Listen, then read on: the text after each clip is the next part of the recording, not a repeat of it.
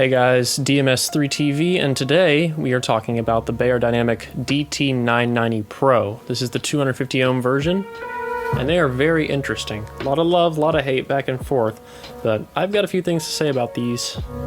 I think you'll find it interesting. So, usually I like to start off with the build quality, so let's get started there. Features that I've noticed in the build is that I'm not as big of a fan of round ear cups, but these are very large round ear cups, so they're not really touching any part of my ears that much. I mean, barely on the top, but it's not the end of the world. They're pretty comfortable. They're a lot more firm than I would have expected them to be. The headband, which is actually just this little button-on mechanism right here, is not particularly thick, but it's not bad. It doesn't really bother me that much. Most of the construction in the frame right here, this is metal.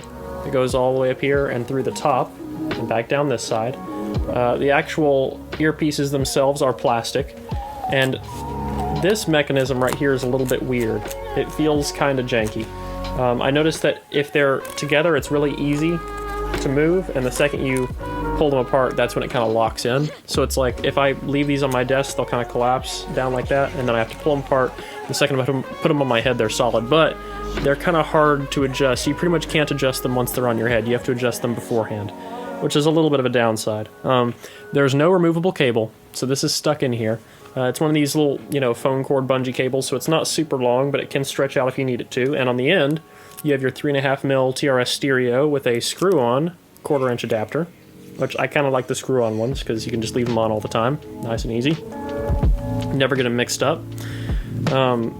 And there is a little, you can see right here where the cable runs through the top, because the cable on these only comes out one side. It doesn't feel particularly weak. I'm not worried about it getting damaged. However, I did notice that the one on this side was super, super tight, and the one on this one was super, super long, and I kind of had to feed it back through the top to get some more to come out this side, because it literally just sits under this button-on cover. So that's most of what I have to say about build. It's not bad. It's certainly decent, especially for the price of these headphones.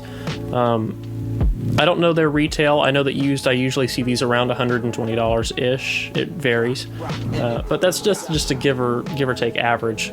Some higher, some lower. Just snooping on HeadFi and things like that. But these are very interesting in the respect that their sound signature is both loved and hated by a lot of people. Let's get into that a little bit. No, you know what? Let's get into comfort first. Sound last. Comfort, like I said, these are a little more firm than I expected them to be, and not necessarily in a bad way. They're extremely comfortable. Some of the more comfortable headphones that I've reviewed. They're more comfortable than the M560s or the HE400s. They're not as comfortable as the HD650s or HD700s. They're definitely more comfortable than any of the Bose I did. After a while, they do bother me just a little bit, just because on top, there's just not quite enough padding.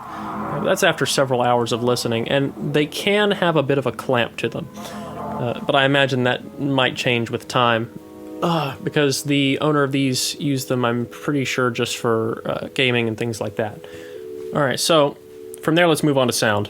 I think the people who work in studios are really going to like these.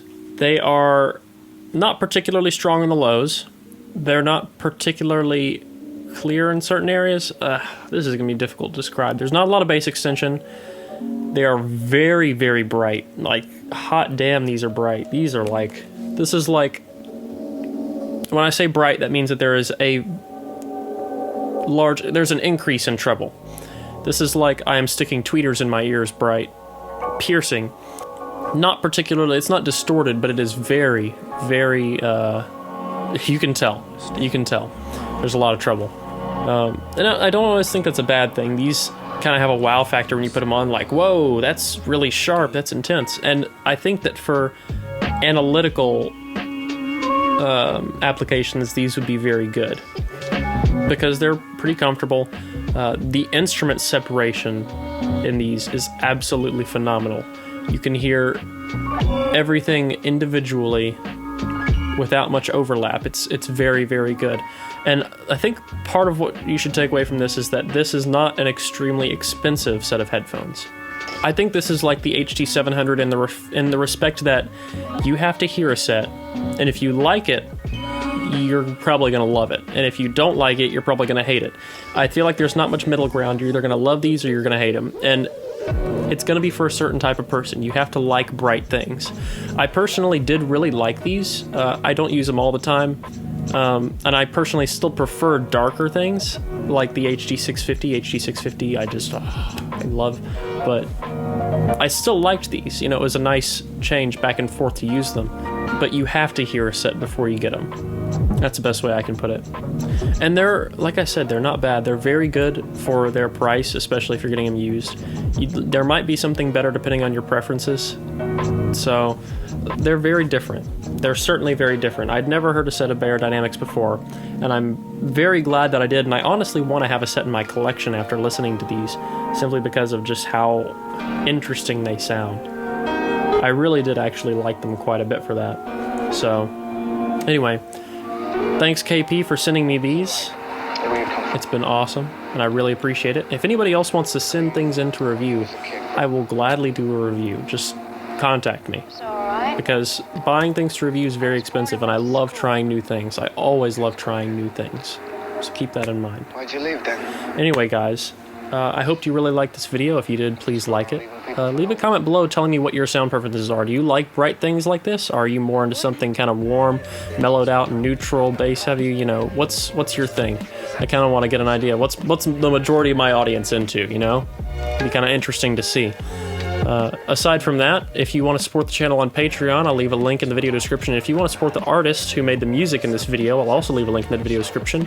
And until next time, guys, peace. But a man is gonna be rearranged. But a man is gonna be rearranged.